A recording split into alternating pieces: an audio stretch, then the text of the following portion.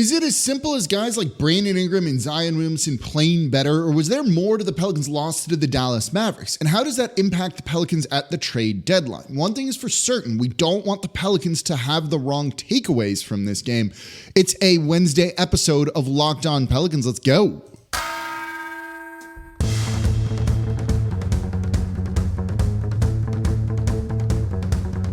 You are Locked On Pelicans, your daily New Orleans Pelicans podcast, part of the Locked On Podcast Network, your team every day. Welcome to another edition of Locked On Pelicans, the daily podcast covering your favorite team, the New Orleans Pelicans and NBA, part of the Locked On Podcast Network, your team every day, available wherever you get your podcasts and available on YouTube. I'm your host, Pelicans Insider, credential member of the media, Jake Madison, at NOLA Jake on Twitter, here with y'all on this Wednesday, and I got a jam-packed show for you. A couple of takeaways from Monday's midday loss to the Dallas Mavericks. One was 125-120. They're wrong takeaways from this game. I don't want the Pelicans to fall into that trap. So we're going to break down why they lost, and is there really more to it, or is it as simple as guys need to play better? And of course, thank you for making Locked On Pelicans your first listen today and every day. We're here Monday through Friday, the #1 Pelicans podcast, breaking down everything you want to know about this team, whether it's the trade talk, whether it's the X's and O's, areas this team could improve, evaluate them. We cover it all here. So subscribe wherever you get your podcasts and on YouTube as well, and become an everydayer. Listen Monday through Friday and support the channel that way. And tell friends about the show. If you listen 2 days a week, listen 3 days a week too. Helps keep this free 5 days a week for y'all. Comment down below on YouTube if you are an everydayer. So the 125-120 loss to the Dallas Mavericks was very disappointing. A very disappointing game. The least of which because they played a bunch of guys that didn't play the game before when they won that one. And then you get all these guys back and you lose. And it's a little weird, right? And honestly, this was a big game. You know, this is one that could have determined the tiebreaker for the Pelicans' favor against the Dallas Mavericks, a division rival. Not that divisions really matter in the NBA, but a team that you're going to be fighting for playoff seeding with. And now, if you end up with the same record, you can't point to, well, we have the tiebreaker over them, and so we get into the playoffs over you, or we get the higher seed because we beat you 3 times to your 1. They split the season series 2-2 now. This was a big game. And in the immediate aftermath of what was a disappointing game, you could lead to the wrong lessons being learned, the wrong takeaways being had. We're doing the show a day later because I had some personal things. One personal thing just came up that I had to attend to and was not in the right headspace to record the show. So I needed a day. And doing the show a day later actually, I think, gives more clarity on this game. Provides it being helpful, right? Defensive rebounding was an issue in this one, certainly. So was Kyrie Irving torching the Pelicans. Does a defensive center fix that? We'll talk more about that in the next segment, but if that's the direction the Pelicans are leaning, I think that's the wrong takeaway from this game. Because the takeaway from this one to me is, simply put, play better. The Pelicans needed to have played better. Really as simple as that. I don't think there was a ton wrong with some of the execution or the scheme or the things that they've been doing. They just didn't play well. They didn't execute. And in big games like this, you have to. You have to. You don't point to this when there are actual stakes to the game more so than another regular season game, again, because of the tiebreak, and go, well, it's just 1 of 82. These things happen. We've said that after certain losses. I'm not going to say that after this one. You have to be better. Really as simple as that. The first quarter, the Pelicans scored 17 points. They were 3 of 17, right? That slow start that they had. You just got to play better. You got to make your shots. It's really as simple as that. That's not a lineup thing necessarily. That's not a scheme thing, right? You didn't play better. Whether that was the team thinking that, you know, they were getting Trey Murphy back, CJ McCollum, Zion Williamson, Brandon Ingram, getting all those guys back and being like, oh, we'll just steamroll through this team. It doesn't just happen that way. It kind of did in the second and third quarters, but late in the fourth, it got away from you. And if you had a better start in the first quarter, didn't lose it 33-17, you can withstand that run and you're up by more and it doesn't matter and the Pelicans win the game, right? Just play better. You also have to hit your free throws, right? That's not a scheme, a lineup, a coaching thing. That's just a simply do your job. The Pelicans missed 10 free throws in this game. They were 31 of 41. They lost by 5. Zion Williamson was 6 of 12. He missed 5 free throws in this, in a 5-point loss. That's not going to get it done, right? Brandon Ingram needs to play better. He was 3 of 14 in this game for 12 points. He was 0 for 4 from 3. He was also 0 for 5 from the field in the first quarter. He needs to play better. And he's on, a rough streak right now when it comes to games. The last 7 games right now, this is a guy who's averaging just 13.1 points per game on 11.1 shot attempts. He's shooting 42% from the field. He's shooting under 30% from 3. He's 4 rebounds. That's not going to get it done. 5 assists is good. And he's getting some blocks and steals, and he's been committed on that side of the ball, but you've got to play better offensively. It's really as simple as that, right?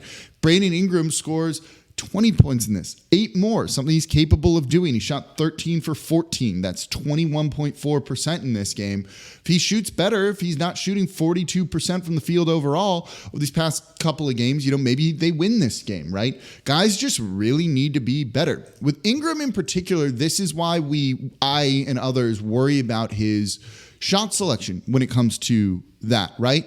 This season, he's known for loving the mid-range, but I've said he needs to be taking more threes. There's a reason for this, and I want to get into the kind of efficiency with it, right? Look, mid-range shooting worries me at times. Maybe you need that in the playoffs because that's what teams are going to give you, certainly. But, if your shot selection's more refined in this game, maybe the Pelicans can win it too. Or it improves them and gets them a little bit closer, and then others can pick up the other end of the slack. This season, from 16 feet to 3-point range, Brandon Ingram is shooting 46%. That is not a great number. It's not bad. It's not a good number. That yields 0.92 points per shot attempt, right? Of those shots, they're worth 2 points times 0.46, 46%. That's 0.92 points per shot attempt. From 3-point range this year, he's shooting worse, shooting 12% worse than from that long mid-range, right? 34%. But because that shot is worth 3, you do 3 times 0.34, and that yields 1.023 points per shot attempt. It's a more efficient shot. When he's making his mid-range shots, it's fine. It works. Right? There's certain areas where I trust him, that kind of true mid-range, 10 feet to 16 feet. He's shooting 51.2%. But those long mid-range attempts, that number's down. For his career, he only shoots 43.6% from there. That's not a good percentage. And when you just go cold from that area, like a lot of players do, including Brandon Ingram, there's only been one season in his career where he shot over 50% from that 16 to 3-point range, right? It can kill you. And when he shoots, 19% of all of his shot attempts come from there. So let's round it up, call it 21. 1 out of every 5 shot attempts is from there, and you shoot that poorly from them. It's going to lead to potentially bad things. That's why you want him shooting more at the rim or more from 3-point range where that points per shot attempt spot goes up. But if he's not going to do that, he's got to make these shots. And he didn't. So he needs to play better. This was, they needed a team rebound and just actually stop ball watching and put bodies on people, right? This was a very winnable game if they just simply played better, and they didn't. And that was what made it super disappointing to me. But I think that's the takeaway, was they just didn't play well. Be better, right? There's nothing more to say about it. But it does sound like, this is a game that's going to impact the Pelicans at the trade deadline. And we don't want them to, with multiple things kind of tied to it, if they go in the direction that it sounds like, and it's been reported, and I'll tell you what it is coming up in the next segment, I feel like that could be making a mistake if you're the Pelicans. So let's get into that. A defensive center, and why I think that's the wrong move, coming up here next in today's episode of Locked On Pelicans. Right now, though, I'm here to tell you about eBay Motors. Passion, drive, and patience. That's what brings home the winning trophy, and it's also what keeps your vehicle, your ride or die, alive. eBay Motors has everything you need to maintain your vehicle and level it up to peak performance, from superchargers, roof racks, exhaust kits, LED headlights, and more. Whether you're into speed, power, or style, eBay Motors has you covered. And look, I work on all of my old cars. I just got the Corvette running the other day just to kind of get it battery running before the freeze coming in here. So I get all my parts from eBay Motors. With over 122 million parts for your number one ride or die, you'll always find exactly what you're looking for. And with eBay's guaranteed fit, your part is guaranteed to fit your ride every time or your money back. Because with eBay Motors, you're burning rubber, not cash. And with all the parts you need at the prices you want, it's easy to turn your car into the MVP and bring home that win. So keep your ride or die alive at ebaymotors.com. Eligible items only, exclusions apply. eBay guaranteed fit only, available to U.S. customers. And thank you for making Locked On Pelicans your first listen today and every day. We are here Monday through Friday, the number one Pelicans podcast, breaking down everything you want to know about this team. Apologies for no show on Tuesday. Again, dealt with a personal thing that day. We are back, though, a lot to cover. We got a game tonight. It's a game day for the Pelicans. We'll be recording the show after the game, maybe live from the court, breaking down what we saw. Hopefully the Pelicans getting back to winning ways against the Charlotte Hornets. Should be a win. Let's talk about what we see from them when that happens. And then we'll get more into the defense, though we're going to touch on the defense here, hopefully later in the week. I wanted that to be today's show, but now we're talking about the Mavs loss, so the day off kind of skewered the schedule here just a little bit. So let's get into the reported kind of trade target stuff for the Pelicans here. And this comes from Christian Clark of NOLA.com, saying the Pelicans are going to be looking at bringing in, he says, expect them to target a defensive center so that they can play more offensive-minded lineups, right? That basically means Trey Murphy instead of Herb Jones. From my read on that is this. They're worried if they take Herb Jones out of the starting lineup and put in Trey Murphy that it won't be good defensively. And so because of that, they're like, we'll change the center position, and then we can maybe start Trey if we get a defensive center, and we can take Herb Jones out. I think that's a bad idea. If the Pelicans look at this game and think because of the rebounding issues and the defensive stuff that happened and think a defensive center fixes their issues, I'm going to be upset. I'm going to not think that that works, because the way their defense works is this, right? They run a switching scheme. There's a couple of different styles of defense you can do.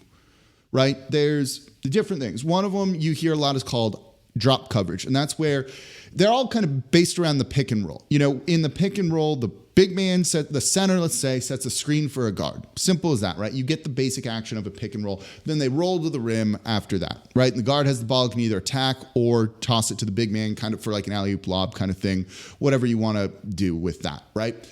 The way you can defend that is with drop coverage, right? That's the way Jonas Valanciunas is most effective. That's you kind of sag off once that big man sets the screen. Your big man sags off and is ready there to contain like the dribble drive from the guard who is also being guarded by your defensive player. You also have a switching scheme, which is what the Pelicans run, and there's other defensive schemes in this too. And that's, okay, when the screen is set, instead of trying to fight through the screen or dropping someone back, let's stay up on our guys. The only way to do that without that screen really disrupting you is the defenders switch. So the guard is being guarded by the guard. The big man's being guarded by the big man. When that screen gets set, the big man switches onto the guard and the guard stays on the big man. So they literally switch, right?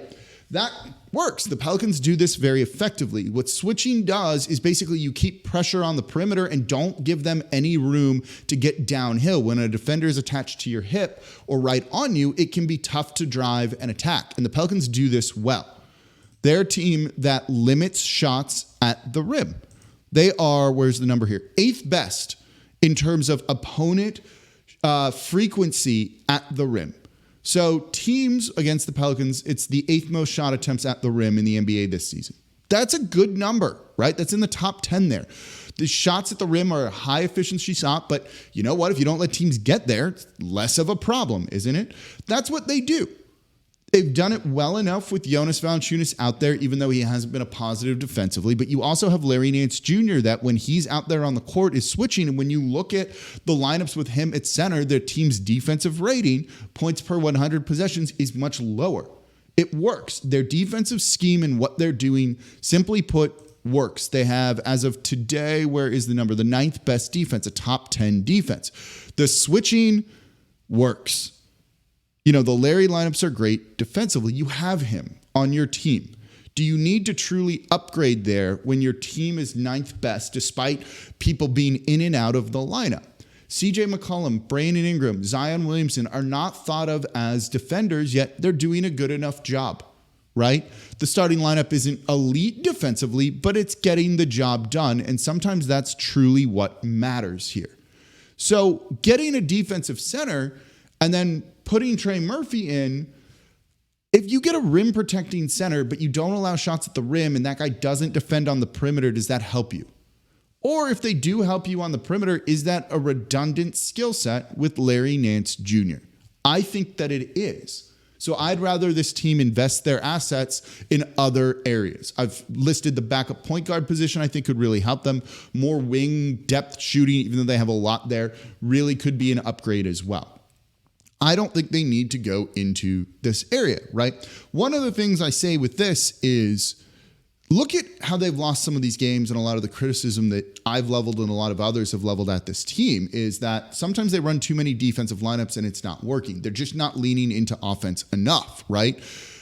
If these defensive lineups were working, would they have blown so many fourth quarter leads, double-digit fourth quarter leads? They were up 7 with like 7 minutes to go in this game, and they still lost the game because there wasn't enough offense out there, right? It doesn't work. So when you look at it from that perspective, if defense was the answer, you've been running defensive stuff. It doesn't work.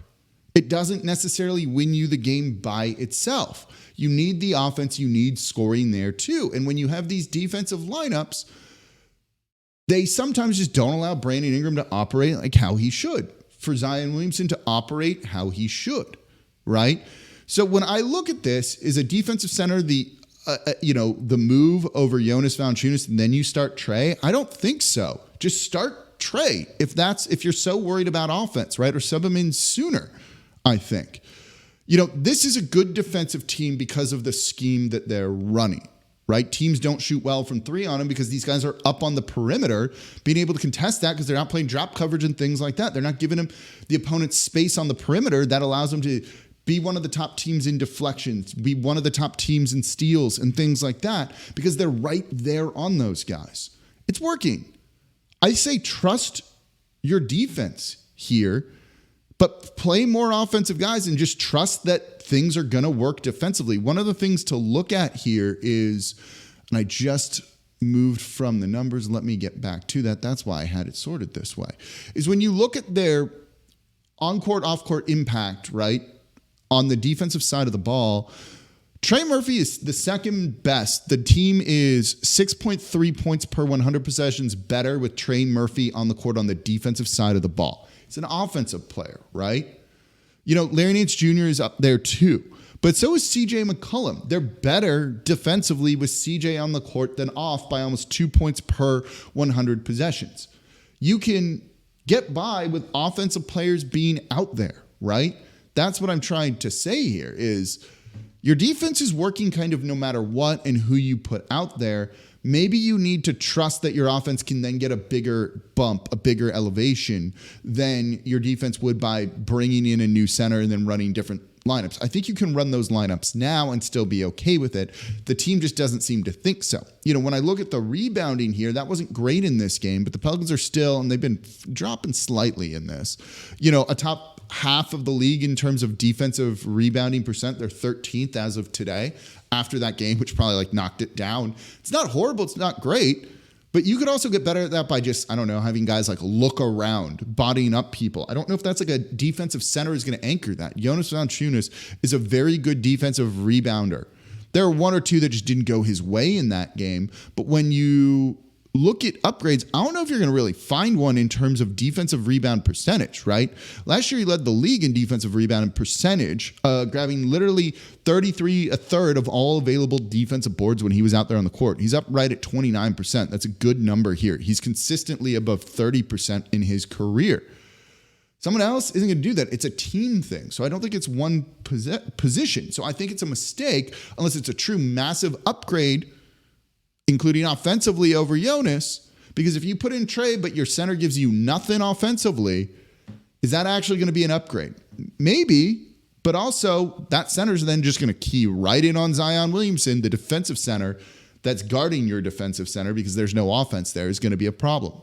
So I just don't know if that's the way, and I worry they're going to look at this loss in one of their bigger games that they really wanted to win, needed to win, and are going to take the wrong takeaways away from it. That's what really concerns me after that loss. And I think a day later talking about this, having more clarity, really think it boils down to this team just needed to have played better. Really as simple as that. I wouldn't make dramatic changes. I would just look to upgrade other areas and kind of trust what you're doing here for the most part, because you're going to go as far as those 2 stars, 3 stars in CJ take you. And now that we're halfway through the season, let's evaluate them a little bit. Let's talk about them kind of at the halfway mark, have some thoughts I want to share of like kind of the position the Pelicans are in and what we look at their ceiling being and maybe expectations for the remainder of the season, the second half. Let's get into that coming up here next in today's episode of Locked On Pelicans. Right now, though, I want to tell you about BetterHelp because this episode is brought to you by BetterHelp. You know, around New Year's, we get obsessed with how to change ourselves instead of just expanding on what we're already doing right. Life might be going well. Build on that. Don't worry about big drastic changes. Make smaller incremental steps, right? Maybe you finally organize one part of your space, one part of your life, and you want to tackle another. You know, therapy can help with all of that. It's not for people that just experience major trauma, major life changes, right? It's helpful for learning just positive coping skills, how to set boundaries, basically just empowering you to be the best version of yourself. So if you want continual improvement or to build on what you're already doing, therapy can really help you. So if you're thinking about starting it, give BetterHelp a try. It's entirely online, which is what I love about it. I've used it before because it's designed to be convenient, flexible, and suited to your schedule. You don't need to drive, you don't need to wait and then go into an office and then drive home. Just hop on your computer and do your session from there or from your phone. You fill out a brief questionnaire, you get matched with a therapist, and you can switch therapists at any time. So celebrate the progress you've already made. Get better with BetterHelp. Visit BetterHelp.com/LockedOnNBA today and get 10% off your first month. That's BetterHelp, HELP.com/LockedOnNBA. Today's episode is also brought to you by FanDuel. The NFL playoffs are underway, and there's still time to get in on the action with FanDuel, America's #1 sportsbook. Right now, new customers get $150 in bonus bets guaranteed when you place any $5 bet. Just make a $5 bet, and you already won. You don't even need to look at the outcome. You already won. $150 in bonus bets, win or lose. And I love that the app is super easy to use and has all of the wagers that I could want. You got the NFL playoffs coming up again this weekend. Get in with a same game parlay. Turn a small wager into a larger amount if you hit the different legs of it. If you want to find popular parlays, you can do that in the Explore tab and the Parlay Hub as well. So visit FanDuel.com/LockedOn and make your first bet a layup. FanDuel, official partner of the NFL and the official sportsbook of Locked On. And thank you for making Locked On Pelicans your first listen today and every day. We are here Monday through Friday, the #1 Pelicans podcast, breaking down everything you want to know about this Pelicans team. We'll have more on the trade deadline talk, the rumors, everything. As we get closer to that, we're about 3-4 weeks away from that. That's going to be here before we know it. 3 weeks really is kind of what it is, I think, at this point in time. We're also halfway through the season, so we'll be covering everything here. Subscribe wherever you get your podcast. Become an everydayer. We are part of the Locked On Podcast Network, your team every day. And of course, for your second listen, go check out Ross Jackson over at the Locked On Saints podcast. Everything you need, black and gold, making some offensive philosophy changes. No more Pete Carmichael. Finally, who are they going to hire? Ross is going to be breaking it all down over there. So we're 41 games through the season. The Pelicans are in a good spot, 24-17, tied for 7th in the West. You could have been 6th if you had won this game and beaten the Dallas Mavericks, but they have the same record as Dallas now, 24-17.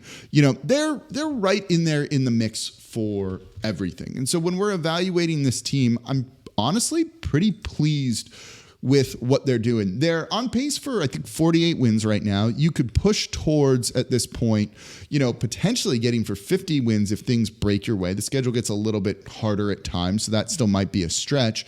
But right now, you know, in terms of the 4th seed and home court advantage in the first round, they're 2 games back. They're right in the mix of this, right? And I think when you look at it like that, things are okay here.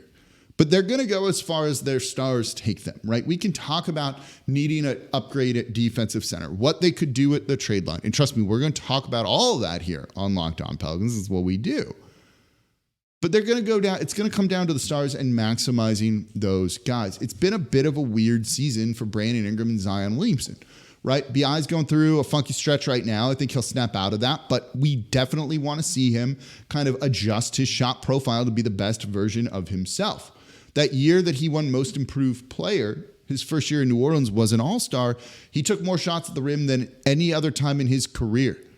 I'd like to see that, but they also need to then run more shooters around Brandon Ingram. The coach needs to help him. Same for Zion Williamson. Teams are walling him off. It's why his numbers are down, right? I was on WWL radio yesterday with Bobby Hebert, and he was asking me, like, is there a magic number of threes you want to see this team take? And I said, no, not really. Like, I think it comes down to this. If Zion is hitting shots and is scoring at the rim, you don't want him taking threes. You don't need other people taking threes. Let him keep doing what he's doing till he struggles to score. And then you need shooters when he's being walled off to make teams pay for doing that, right? That's the thing I've been saying for years, if you're an everydayer, of why you need three-point shooters. I'm fine with him playing with shooters if they're not taking shots, as long as their court gravity is pulling defenders out. If Trey has a man on him because teams are scared of Trey taking threes, but because they put someone on him, Trey's not taking threes, that means more room for Zion. Same for Hawkins, right?